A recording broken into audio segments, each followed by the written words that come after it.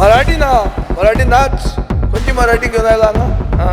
माननीय मुख्यमंत्री डॉक्टर प्रमोद सावंत यांनी मराठीला आता राजभाषा करण्याची वेळ आलेली आहे. इंग्लिश ही परक्यांची भास, मराठी ही गोयचीच आसून लेगीत आमदार विजय सरदेसाय हांणी मराठी नाकाच खंयची मराठी अशें अधिवेशना दरम्यान म्हणिल्ल्यान मराठी अस्मिता सत्तरी हांच्या वतीन ताचो निषेध केला.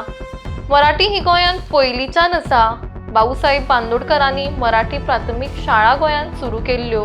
अजूनय सगळ्या सायनबोर्डांचेर कोंकणी वांगडा मराठीनूय बरयल्लें आसूंक जाय अशें नोटिफिकेशन्स आशिल्ले.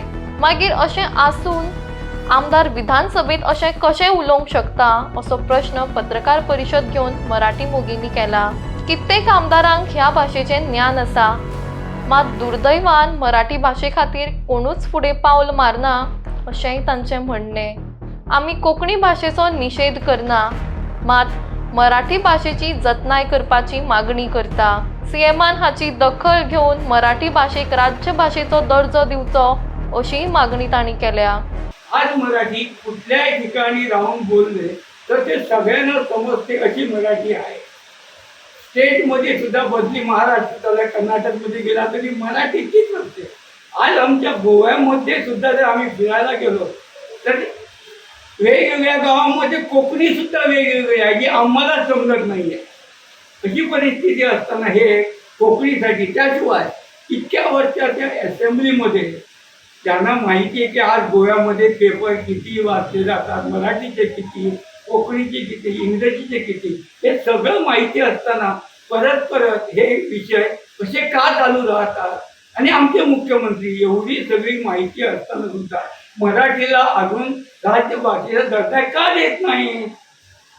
आज इतकी वर्ष जी लोक मराठी मराठी मराठी म्हणून इतकी वर्ष जे सांभाळून घर ठेवलेली आहे की त्याला काहीतरी किंमत व्हॅल्यू बाकी भाषापेक्षा आहे म्हणून. तर हे जे असेंब्लीमध्ये बसलेले आमदार आहेत आज असं वाटतं की फक्त आपला तिथं टाइम संपवण्यासाठी किंवा रुलिंग मिनिस्टरना दुखावण्यासाठी फक्त हे बोलायचं चालू असतं. नाहीतर हा विषय यांना इथं कार्याचा गरजच नाही आहे. एकामेका आमदारांना त्यांचा विरोध आहे तो तिथं प्रकट करण्यासाठी हे विषय काढतात असं मला वाटतं. एकंदरीत विजय सरदेसायचं ते वक्तव्य बघितलं तर ते वक्तव्य करण्याची काय गरजच नव्हती. मगाशीच आपल्या देसाई सरांनी म्हटल्या त्याप्रमाणे इतर सगळेजण हे मराठी शिकलेले आहेत किंवा सगळ्यांना मराठी कळतं. काय मराठीच्या दुधावर हे सगळे मोठे झालेले माणसं आहेत किंवा बाकीच्या इतर आमदारांनी किंवा इतर मंत्र्यांनी तरी त्या विजय सरदेसाई जेव्हा हा विषय काढला ढवळीकला संबोधून तेव्हा आक्षेप घ्यायला पाहिजे होता. तुम्ही मराठी बोलू नका असं म्हणण्याची तरी किंमत झाली नसती. पण दुर्दैव आमचं असं की मराठी शिकलेले आमदार असो मंत्री असो मराठीच्या दुधावर मोठे झालेले, मराठीच्या वर्तमानपत्राच्या माध्यमातून किंवा इतर मीडियाच्या माध्यमातून त्याला प्रसिद्धी मिळते किंवा ते आमदार झाले त्या व्यक्तीनं मराठी संदर्भात हा विषय आल्यानंतर काहीच तिकडे विधान केले नाही. आणि दुसरी दुर्दैव अशी गोष्ट आहे की हा जो आक्षेप घेतला विजय सरदेसाई तेव्हा ढवळीकरनं पण ठामपणे आपलं मराठीच्या संदर्भात आपली भूमिका घ्यायला पाहिजे होती. त्यांनी जी लेपी डळमळीत भूमिका घेऊन ते विषय मारता नेला. त्यामुळे खूप खेद वाटतो.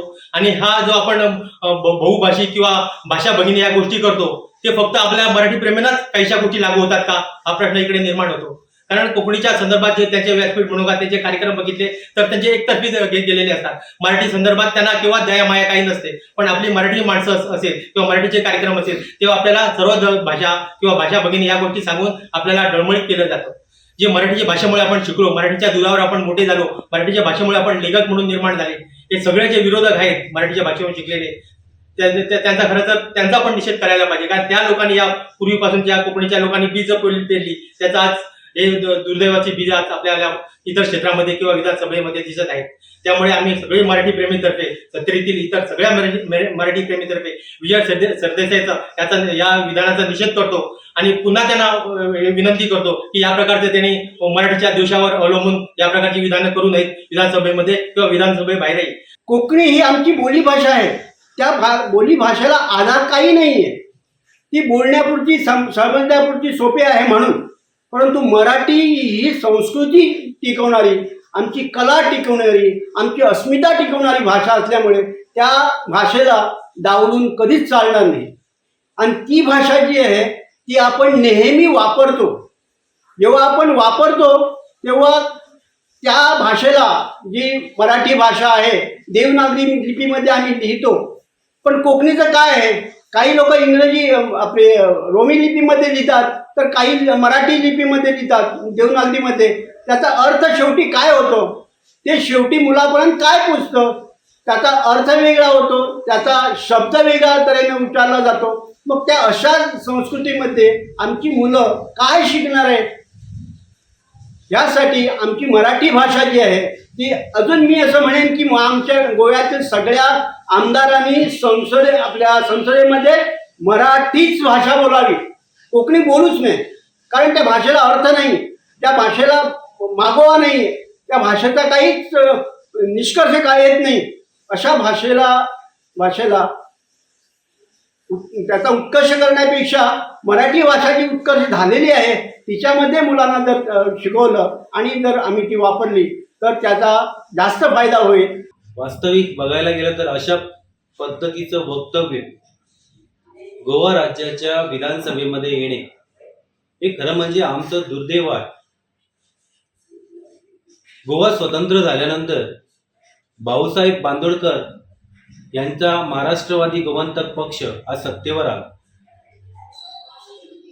सन्माननीय माजी मुख्यमंत्री भाऊसाहेब बांदोडकर यांनी त्यांच्या सरकारच्या सुरुवातीपासूनच गोव्यामध्ये असंख्य मराठी प्राथमिक शाळांची निर्मिती केली. त्यामागचा मूळ उद्देश काय होता? तर त्यामागचा मूळ उद्देश हा होता की गोव्यामध्ये जी मराठी आहे ही पूर्वीपासून चालत आलेली मराठी आहे. आम्ही एक गोष्ट लक्षात घेतली पाहिजे, गोव्यामध्ये ओपिनियन पोल आला त्यावेळी गोव्याच्या जनतेने गोव्याच्या बाजूने निर्णय घेतला. गोव्याच्या जनतेने गोव्याच्या बाजूने निर्णय घेतला याचा अर्थ असा नाही की गोव्यामधून मराठी संपलेली आहे. वास्तविक मराठी ही संस्काराची भाषा आहे. ही जी मराठी आहे ही गोव्यामध्ये पूर्वीपासून चालत आलेली भाषा आहे. आमच्या सत्तरी तालुक्यामध्ये बेळूस या गावामध्ये मराठीचे जुने शिलालेख सापडले. याचा अर्थ काय आहे? हा अर्थ खरा म्हणजे गोव्याच्या लोकप्रतिनिधींनी जाणून घेतला पाहिजे. आज दुसरं दुर्दैव आहे, आज अनेक जुनी नोटिफिकेशन्स तुम्ही मराठीच्या बाबतीत बघा, 2010 सालापासूनची तुम्ही अगदी नोटिफिकेशन बघा, त्या अनेक नोटिफिकेशन्स मध्ये सांगण्यात आलेलं आहे की सरकारी कार्यालयामध्ये कोकणी बरोबर मराठीमध्ये देखील फलक असला पाहिजे. पण दुर्दैव हे आहे की तो फलक दिसत नाही. दुसरं दुर्दैव हे आहे की मराठी भाषेसाठी ज्या पद्धतीने आज गोव्यामध्ये प्रयत्न व्हायला पाहिजे ते प्रयत्न होताना दिसत नाही. मराठी ही आमची या देशामध्ये रुजलेली भाषा आहे. खरं म्हणजे इंग्रजी ही परकीयांची भाषा आहे. तुम्हाला इंग्रजी बोललेली चालते आणि मराठी चालत नाही, याचा अर्थ काय? आज गोव्यामध्ये असंख्य वर्तमानपत्र बघा तुम्ही, गोव्यामध्ये असंख्य वर्तमानपत्र मराठीमध्ये चालतात. आमचा कोकणीला विरोध नाहीये. एक आपण लक्षात घेतलं पाहिजे की कोणतीही भाषा ही कधीच वाईट नसते. ती जी भाषा आहे ही भाषा शेवटी माणसाने तयार केलेली आहे. भाषेचं महत्व ते त्या भाषेच्या संस्कारावरती, संस्कृतीवरती अवलंबून असतं. खरं म्हणजे एक दुर्दैव आम्हाला असं वाटतं की मराठी भाषा जाणणारे अनेक आमदार आज गोवा विधानसभेमध्ये आहेत आणि या आमदारांनी खरं म्हणजे मराठी विषयीची भूमिका आहे ती कणखरपणे मांडली पाहिजे. मी तर असं म्हणतो की माननीय मुख्यमंत्री डॉक्टर प्रमोद सावंत यांनी मराठीला आता राजभाषा करण्याची वेळ आलेली आहे. तुम्ही आज तरुणांसमोर काय हे ठेवणार आहात ते बघा. आजची तरुण पिढी कुठच्या दिशेने चालली ते बघा. ही मराठी, आज आमची भजन आम्ही मराठीतून म्हणतो. आज आमचे अनेक घरातले जे उपक्रम आहेत ते आमच्या मराठीमधून आहे. हे आपण जाणून घेतले पाहिजे. पोर्तुगीज या गोव्यामध्ये आले, पोर्तुगीज गोव्यामध्ये आल्यानंतर काय झालं? पोर्तुगीजांनी इथले संस्कार मिटवण्याचे प्रयत्न केले. अरे फादर स्टीफनने मराठीतून अनेक गोष्टी लिहिल्या. त्या कशासाठी लिहिल्या? कारण पोर्तुगीजांना इथली मराठी समजत नव्हती. मराठी ही इथली उपजत भाषा आहे, हे लक्षात ठेवा. आणि कसं आहे की तुम्ही समजा तुमची भाषेची आवड कोणतीही असू दे, परंतु कुठच्याही भाषेचा द्वेष होता कामा नये, हे इथे लक्षात घेतलं पाहिजे. आणि म्हणून मी म्हणतो की खरं म्हणजे आता वेळ आलेली आहे की सरकारने मराठीला राजभाषा केली पाहिजे.